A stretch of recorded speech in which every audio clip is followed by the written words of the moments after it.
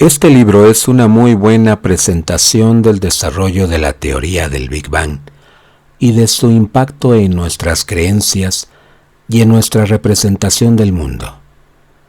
Tras haber leído los diferentes capítulos consagrados a la cosmología, pienso que esta obra ofrece una perspectiva particularmente interesante sobre la ciencia, la cosmología y sus implicaciones filosóficas y religiosas. Según los autores Michael Ives, Bolloré y Oliver Bonacieux, ambos ingenieros, un espíritu superior podría estar en el origen del universo. Aunque esta tesis general no me aporta una explicación suficiente, acepto su coherencia, ya que si bien mi trabajo de cosmólogo se limita a una interpretación estrictamente científica, puedo comprender que la teoría del Big Bang dé lugar a una explicación metafísica. En la hipótesis de un universo estacionario, sostenida por Fred Hoyle, mi profesor de cosmología en Caltech, el universo es eterno y no hay motivo para plantear la cuestión de su creación. Pero si a la inversa, como lo sugiere la teoría del Big Bang, el universo tuvo un comienzo, no podemos evitar esta pregunta. Al inicio de mi carrera, como la mayor parte de mis colegas, pensaba que el universo era eterno. A mis ojos, el cosmos siempre había existido y la cuestión de su origen ni siquiera se planteaba. Ahora bien, no sabía que estaba a punto de descubrir, por casualidad, algo que iba a cambiar para siempre mi visión del universo. En la primavera del 1964, mi colega Arno Penzias y yo nos preparábamos para utilizar, en las instalaciones de los laboratorios Bell, en Holmdel, el gran reflector de 20 pies para llevar a cabo varios proyectos de radioastronomía. Uno de ellos consistía en buscar un halo alrededor de la Vía Láctea. Pero durante las experiencias preliminares de control, habíamos constatado la presencia inesperada e indudable de un exceso de ruido, detectado por la antena. En esa época, estábamos aún lejos de darnos cuenta de que ese misterioso ruido no podía ser nada menos que el eco de la creación del universo. Afortunadamente, uno de nuestros amigos, el radioastrónomo Bernie Burke, nos señaló en ese momento los trabajos de un joven físico de Princeton, Jim Peebles. Siguiendo las sugerencias del profesor Robert Dicke, había establecido por cálculo que la radiación residual del Big Bang podría ser detectada en el cosmos.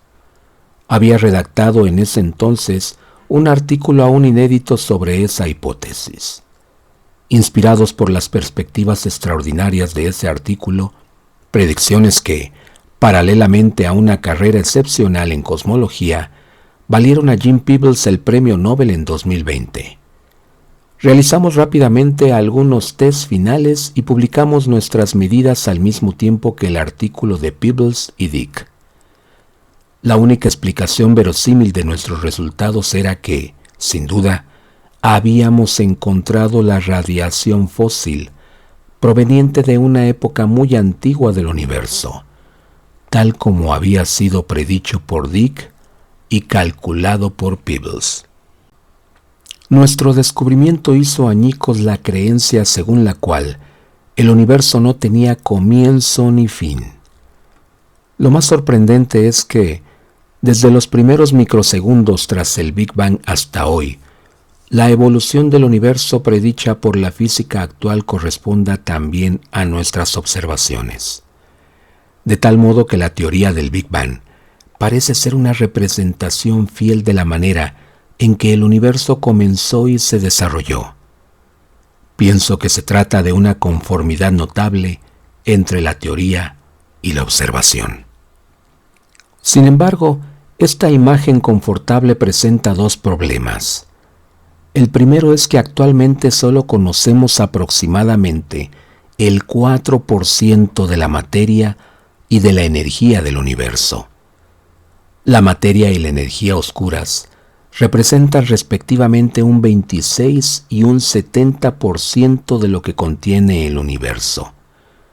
Pero no sabemos de qué se trata.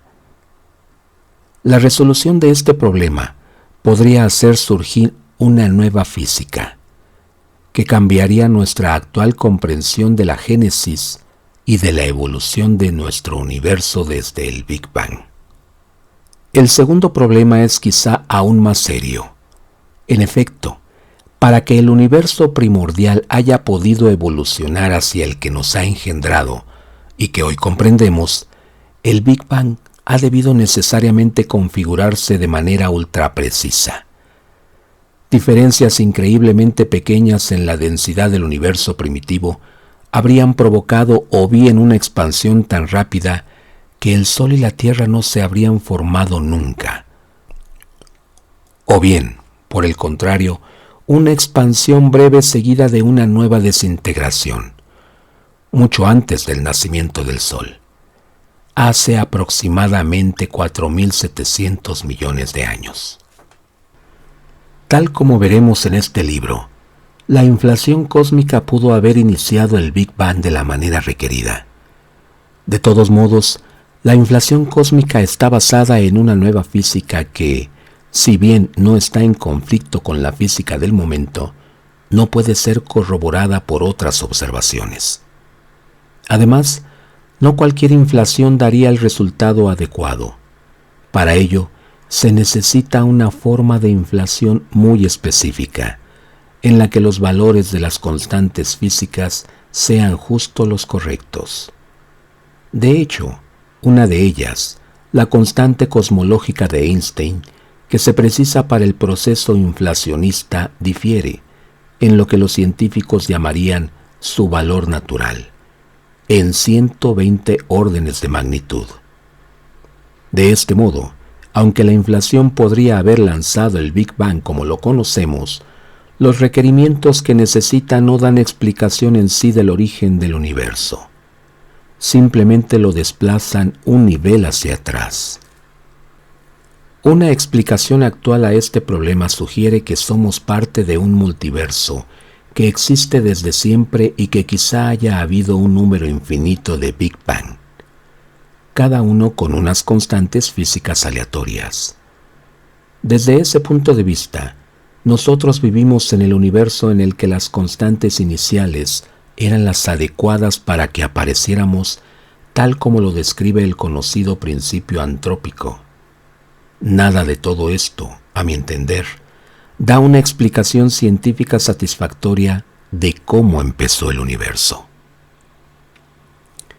Este libro explora la idea de un espíritu o de un Dios creador, idea que se encuentra en muchas religiones, en relación con los conocimientos científicos actuales. Ciertamente, para una persona religiosa, formada en la tradición judeo-cristiana, no puedo pensar en una teoría científica del origen del universo que coincida mejor con las descripciones del libro del Génesis que el Big Bang. Aunque, en cierto modo, esto solo pospone una vez más la cuestión de su último origen. ¿Cómo llegó a existir ese espíritu o Dios? ¿Y cuáles son sus propiedades? A veces, cuando levanto los ojos hacia los millares de estrellas que brillan en la noche, pienso en todas las personas que, como yo, levantaron los suyos hacia el cielo de la misma manera y se preguntaron cómo empezó todo esto. Ciertamente no conozco la explicación, pero quizá algunos lectores tendrán la suerte de encontrar el principio de la respuesta en este libro.